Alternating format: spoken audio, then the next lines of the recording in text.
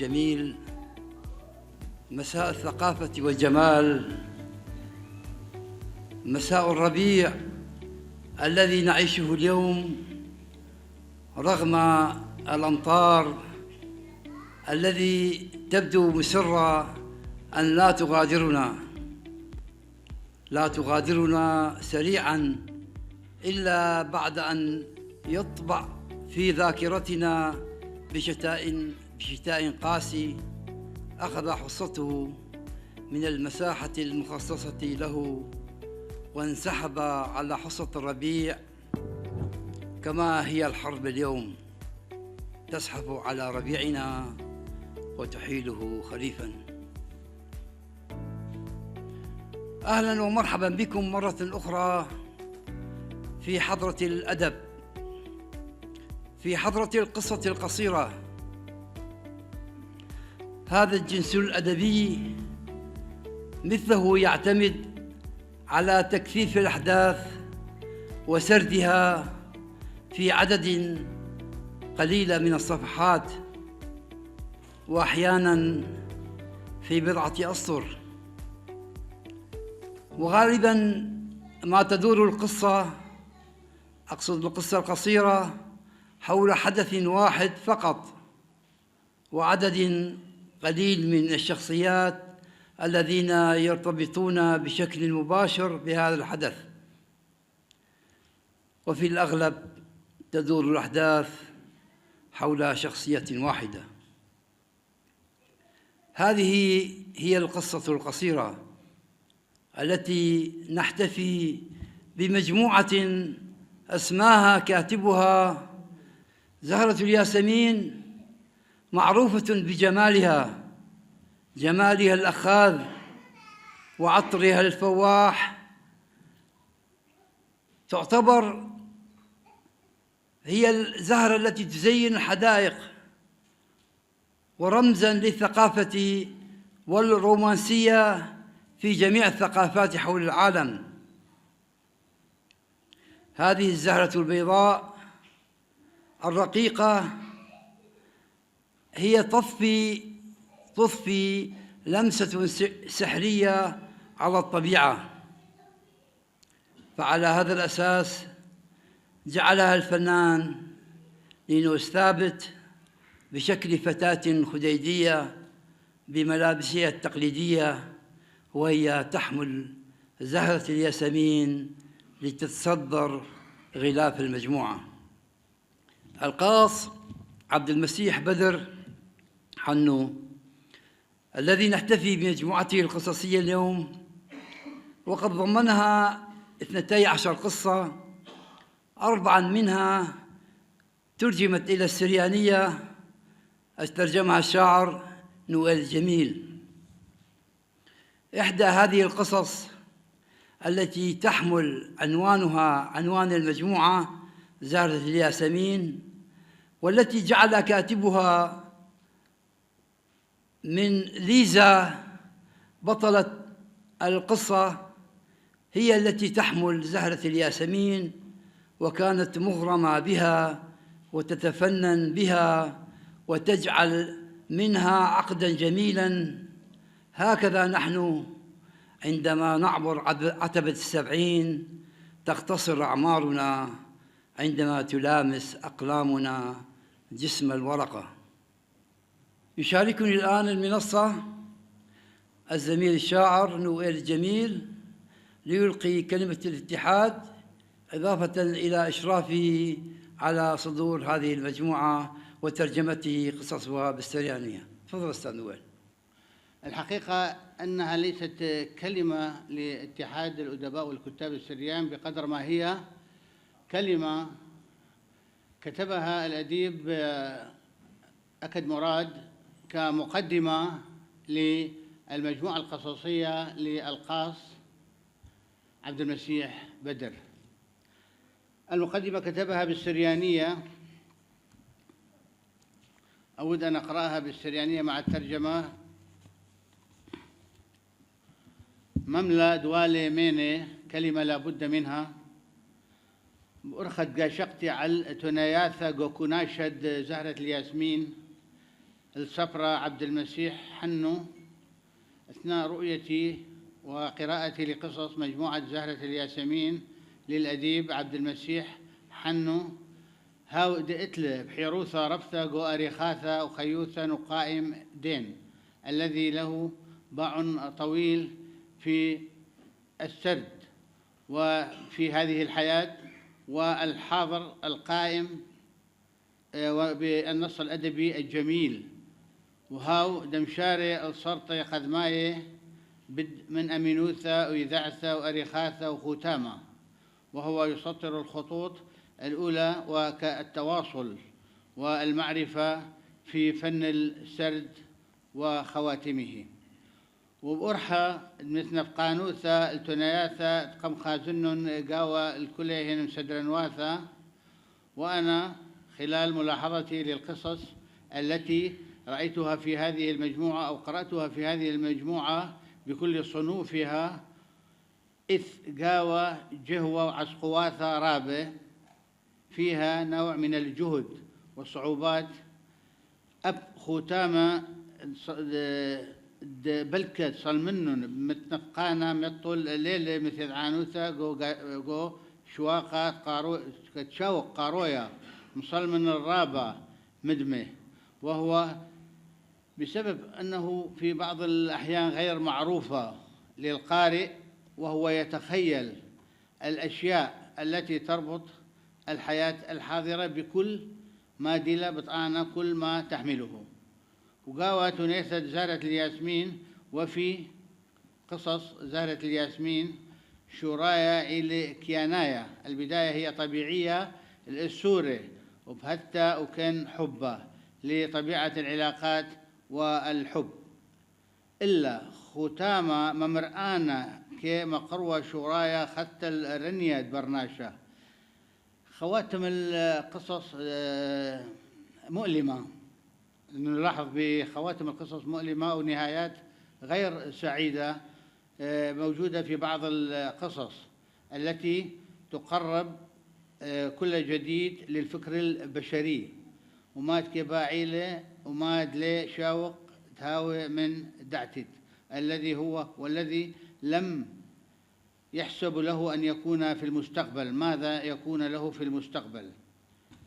زهرة الياسمين مجموعة قصصية للقاص عبد المسيح بدر حنو، أصدرها اتحاد الأدباء والكتاب السريان، تتضمن 12 قصة قصيرة بالعربية و5 قصص مترجمة إلى السريانية.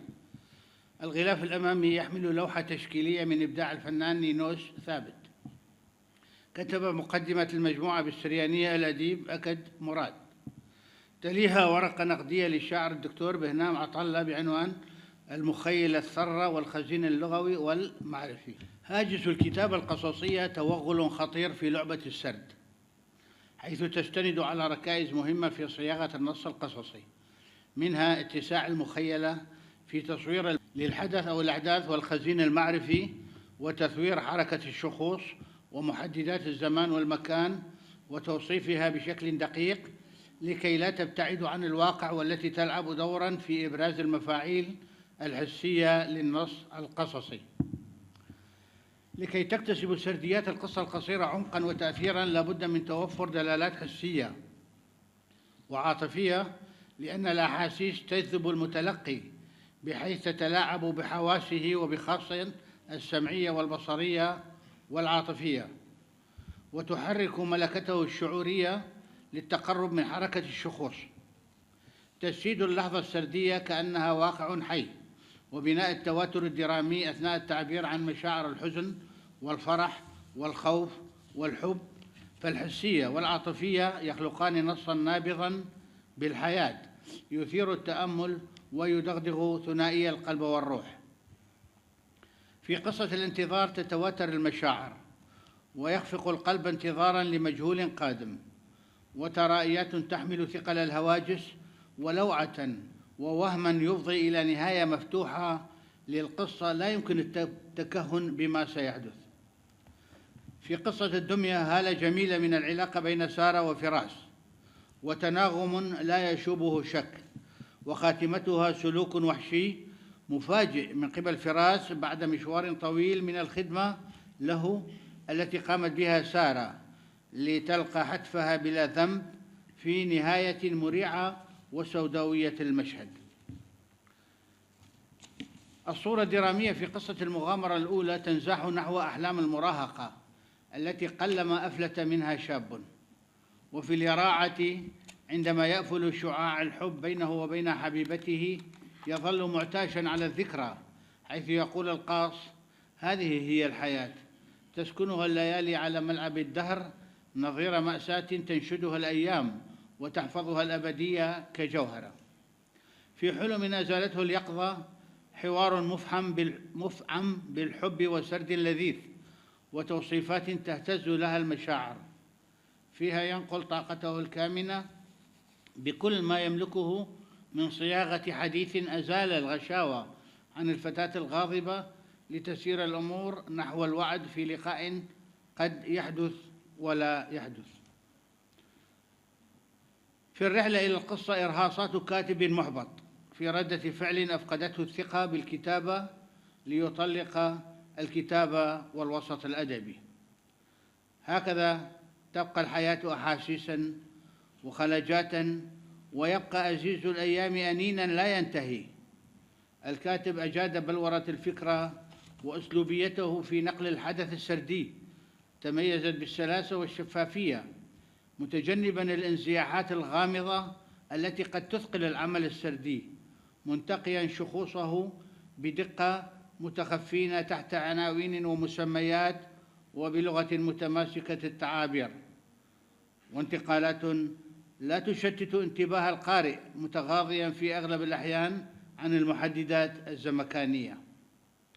أشد على يد القاص عبد المسيح بدر وأهنئه على منجزه الأدبي، متمنياً له التواصل في العمل السردي بإطار أوسع يحمل قضية ورسالة. وشكراً. زهرة الياسمين، المخيلة الثرة والخزين المعرفي، عنوان لدراسة نقدية كتبها الشاعر الدكتور بهنام عطلة، وهي تحتوي قصة مقدمة المجموعة. ونظراً للظروف الصحية للدكتور عطلة يتفضل بإلقائها الشاعر برزان عبد الغني. زهرة الياسمين، المخيلة الثرة والخزين اللغوي المعرفي، بقلم الدكتور بهنام عطلة، وكلفت بقراءتها. يقول الدكتور بهنام عطلة: بعد عقود من القراءة والكتابة والنشر، دفع لي الكاتب عبد المسيح بدر حنو مجموعته القصصية والموسومة بزهرة الياسمين لكتابة مقدمة لها. احتوت المجموعة بين دفتيها على 12 قصة قصيرة استخدم فيها القاص عتبات نصية، حاول من خلالها جذب القارئ نحو هذه النصوص التي تمحورت أغلبها حول الهم الإنساني والواقع المعاش، ضمن أسلوب فلسفي وجودي حواري استخدمه الكاتب في بناء قصصه بتلقائية مهيمنة على المشهد العام والخاص. كما نلاحظ في قصته ظلال ربما ولكن، التي تتمحور في مقاطعها الثلاث: ظلال، حب، زيارة، التوغل في فلسفة الظل وما يرسم هذا في نفسية الإنسان من خلال شعاع الأضوية وانعكاساتها وما تتركه من أثر على النفس البشرية. وليتوحد هذين الظلين كلاهما في المشهد الأخير وليكونا ظلاً واحداً، وليؤكد في قصته هذه فلسفة وجود الإنسان والاختلاف والتوحد مع الذات والآخر. يقول: بقيا هكذا لساعات طويلة وكلاهما ينظر للآخر، بينما النهر يجرف الزمن أمام مآقيهما. خرج من بين ظله ساحباً معه ظلها، توغل الظلان بعيداً عن الشاطئ، قالا كل شيء ومرحا، وسبق أحدهما الآخر. وعندما كادت الشمس أن تغيب عاد الظلان وما أن دخلا إلى شكليهما حتى ضحكا بعمق، فقد كان ظلالهما قد حدثاهما عن قصة حب جميلة. ومن خلال التمعن في قراءة قصص المجموعة يظهر بما لا يقبل مجالا للشك أن القاص ومن خلال خياله الخصب وصوره الجمالية قد استطاع من بناء قصصه بسردية بسيطة واضحة غير ملغزة، وأن وجد أن هناك نوع من الغموض يكتنف بعض قصصه، فإنه استطاع من خلاله أن يكشف مشاعره وأحاسيسه كمشاهد ولوحات بانورامية جميلة ومختلفة وملونة في حوار ذاتي ومعطيات مختلفة كما في قصة الانتظار. الأشياء تداخلت في ذهنه، ودائما لم يكن يعرف ماذا سيفعل بنفسه وهو المنشغل بهموم الدنيا. فكر فوراً بمغادرة المنزل وأن يذهب إلى مركز المدينة ويجلس في المقهى. هناك توجد مرايا كثيرة، هناك يتضاعف 100 مرة ذات الرجل المهجور، يستطيع أن يدخن وهو يتطلع إلى السماء. القاص هنا هو الراوي الذي يتحدث عن حوار مع الذات وتشتت في الفكر والرؤية، لكن القاص ما يلبث أن يعترف بأن الآخر الذي يتحدث عنه هو نفسه، حيث يظهر ذلك بوضوح من خلال سرد القصة، ثم يتحول الحوار من هو إلى أنا. اقتربت منها وجلست أمامها، لا أدري ما جعلنا نضحك معا. كان ضحكا متواصلا جعل الحضور من رواد المكان يحدقون بنا، ومما لفت انتباهي أنها لم تعر لذلك أي اهتمام. ولا ننسى هنا أن الخزين المعرفي واللغوي وتراكم القراءات عند القاص قد لعب دورا كبيرا في نسج وبناء قصصه من خلال التمازج ما بين الأدب والحياة. لذلك نلاحظ لجوء القاص إلى الأسلوب السردي الواضح، ثم ربط الأحداث بذكاء ضمن فلسفة الوجود الحياتي وماهية القدر، كما في قصة زهرة الياسمين التي تحمل اسم المجموعة القصصية هذه، حيث تمكن القاص من خلق تكوينات سردية رغب من خلالها الوصول إلى هدفه الأساسي في كتابة قصة ثرة وغنية برؤية قادرة على التعبير الواضح والمفعم بالحيوية والحس اللغوي الرشيق والحوار الداخلي بينه وبين حبيبته ليزا، وهو يبحث عن بصيص نور بين تلال من الظلام. كان الصباح فأسرعت إلى المستشفى، فما أن دخلتها حتى انتابني شعور لم أشعر به من قبل، وقيل لي بأني أسمع أصوات موسيقى حزينة، أصوات أوتار رخيمة قادمة من أرجاء بعيدة جعلتني أحلق في الخيال مندهشاً. دخلت غرفة ليزا وبيدي باقة من زهرات الياسمين كسابق عادتي عند زيارتها لأقدمها لها، فوجدتها نائمة بخشوع وسكون، يدها مطبقة على زهرة من أزهار الياسمين. سمعت أصوات الملائكة وكأنها تحوم فوق فراشها وهي تعزف سيمفونية السماء. ويستمر القاص في هذا السرد الغني ضمن مخيلة ثرة واستحضار للأفكار والصور في مشهد مؤثر يجمع بين العمق والخصوبة والقدرة الإبداعية القادرة على نسج أفكار عميقة وصور غنية بالمعطيات ضمن لغة تحمل بين طياتها السلاسة التي مكنته من تحديد أدواته وانطباعاته في بؤر مركزية ما تلبث أن تتشتت نحو الأبعاد الأخرى. ليقول: فتسمرت في مكاني من هول الشعور المهيب الذي تملكني في تلك اللحظة، فسألت نفسي: ماذا؟ جنت هذه الفتاة البريئة التي لم يمتد بها العمر بعد حتى تقف على الأرض وتسير في زحام الحياة فيتعكر نقاؤها بضجيجها. كما يمكن للقارئ ملاحظة وجود صراع إنساني واضح في بعض قصصه، إنه صراع أزلي ما بين الخير والشر، ما بين النور والظلام، وما بين الوجود واللا وجود، فضلاً عن توفر العناصر الأساسية فيها من حيث الشكل والمضمون، ومن حيث الفكرة العامة والحوارات والشخصيات والصراعات، مستخدماً عناصر التشويق لشد انتباه المتلقي. أتمنى للقاص المزيد من الإبداع والتجدد، وأن ينسج قصصه القادمة وهو ينقل خطاه إلى فضاء أرحب وبتمكن عال في مجال القصة القصيرة. وشكرا لكم.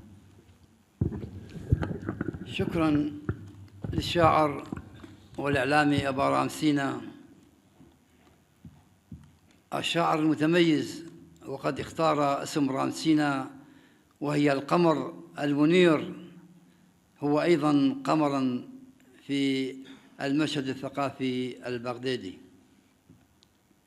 الدراسة الأخيرة عنوانها بين الظلال والحنين، سرديات الحب والضياع في نصوص متشظية، دراسة للشاعر كريمينا. يتفضل. حقيقة ورقته النقدية التي هي بعنوان بين الظلال والحنين، سرديات الحب والضياع في نصوص متشظية، لمجموعة القاص المبدع عبد المسيح بدر حنو بعنوان زهرة الياسمين. سوف أختصر الدراسة. طبعا تبدأ هذه النصوص صفحة 13 بأول قصة بعنوان الانتظار، تحمل حساً أدبياً واضحاً قائماً على العاطفة الجياشة والصور الشعرية المكثفة، لكنها في الوقت نفسه يكمن فيها البناء السردي واكتمال المسارات السردية. الكاتب يمتلك لغة قادرة على الإيحاء، لكنه أحياناً يغرق في الانفعال من أجل التماسك السردي. في الانتظار تبدو الفكرة قوية، إنسان مثقل بهموم العالم يبحث عن ذاته في انعكاسات المرايا حسب العبارة. هناك يتضاعف منه مرة ذات الرجل المهجور، تصلح كحكمة عن اقتراب الإنسان في مقتضيات الحياة، وامتداداتها تستمر فتقدم علاقة تبدأ بالبراءة وتنتهي بالفقد. فيها لافتة مثل لم يكن قدح جعة بل ارتشف حياة كاملة، وهي صورة بليغة تختزل تجربة شعورية كاملة، حيث يعاد التعبير عن الحزن بأشكال متعددة دون إضافة دلالية جديدة.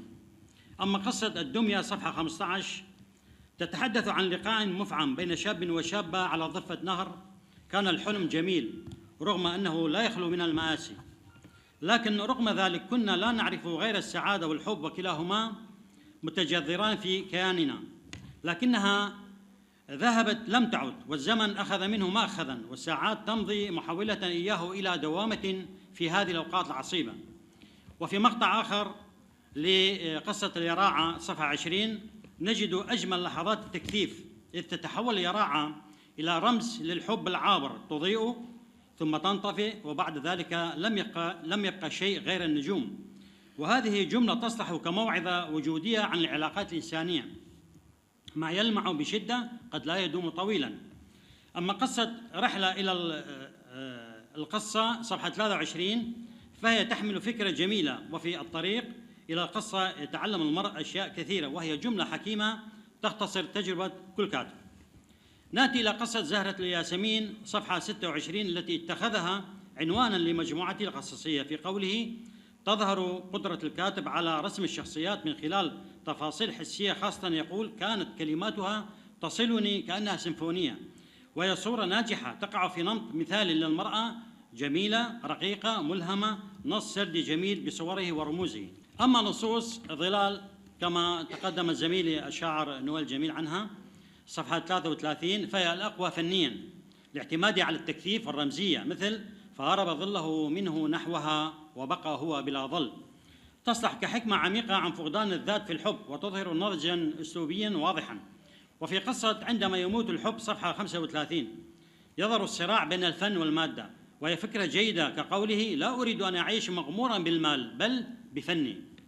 أخيراً نص هذيان صفحة 39 يعكس طاقة تخيلية عالية، تبرز جملة مثل صامتة تظهر الحكمة وتخفي بين طياتها الجنون، كخلاصة فلسفية جميلة عن التناقض الإنساني.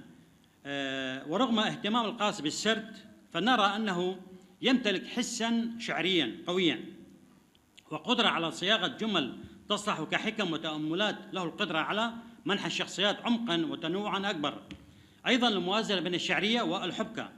وأجمل ما يمكن استخلاصه من هذه النصوص القصصية كحكمة عامة، ما يضيء في القلب قد ينطفئ لكن أثره يظل كنجوم بعيدة لا تختفي. شكرا جزيلا للزميل الشاعر كريم إينا على دراسته النقدية هذه. في البدء أود أن أستعرض معنى عام للغلاف، ولو زملائي أبدوا الكثير، بس هناك بعض الخطوط لم يبينوا ما هو المقصود في ثنايا الحسية الخلفية للصورة. سأضع بعض النقاط ربما قد تكون الحقيقة بالاتفاق مع الفنان نينوس والأستاذ ثابت ميخائيل تم توثيق هذه الصفحة أو هذا الغلاف الخارجي للكتاب، والذي تصدر زهرة الياسمين. كانت أكيد هناك تناغم بين أفكار المصمم والكاتب. المصمم أبدع وفنان مبدع لا يقبل الشك، لكن هناك خلفيات لم يذكرها زملائي الأعزاء عن بعض الرموز الذي يحتوي هذا العنوان، ولماذا سميت هذا الكتاب بزهرة الياسمين.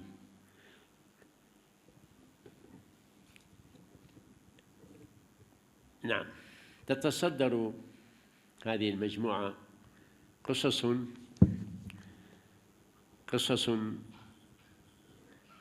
معنونة بزهرة الياسمين. خليني أشوف الناس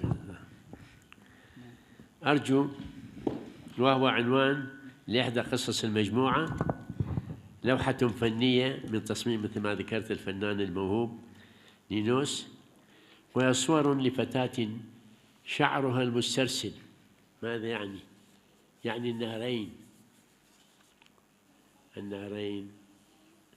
أنا أعني النهرين دجلة والفرات، بس بعض التوضيحات اللي أقولها.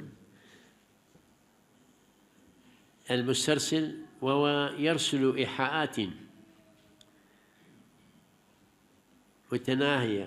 متناغمة نحو مملكة الزهور. وفي اللوحة صور حسية توحي إلى العطر وانبعاثه وملامحه لرسم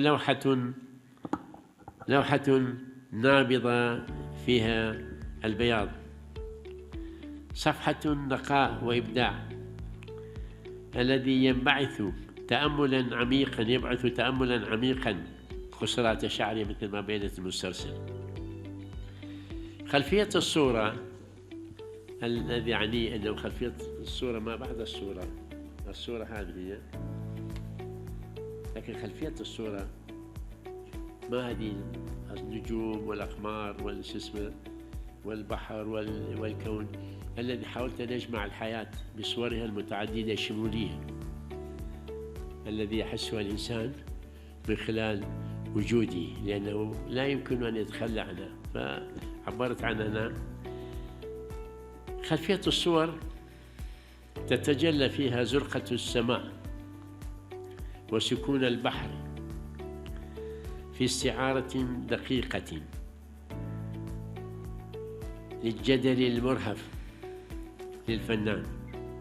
وهناك تجليات أخرى يستحضر فيها رموز الشمس والقمر مثل ما ذكرت، الشمس والقمر والنهار والليل والطبيعة وعمق الماضي وعبق الماضي وسحر الطفولة، إنها لأنه تحمل وجه بريء طفولي. أنا حاولت أن أجمع كل ما ممكن أن يحسه الإنسان بوجوده، بالمتغيرات، بالأشياء لأن نحن كلنا نعرف الزهرة هي شيء رائع يفتح النفس ويجعل الإنسان منشرحا. فردت أن تكون هذه المجموعة أن تبعث في دواخلكم شيئا من هذا الفرح المنساب الذي يجعلكم أن ترتاحون إليه.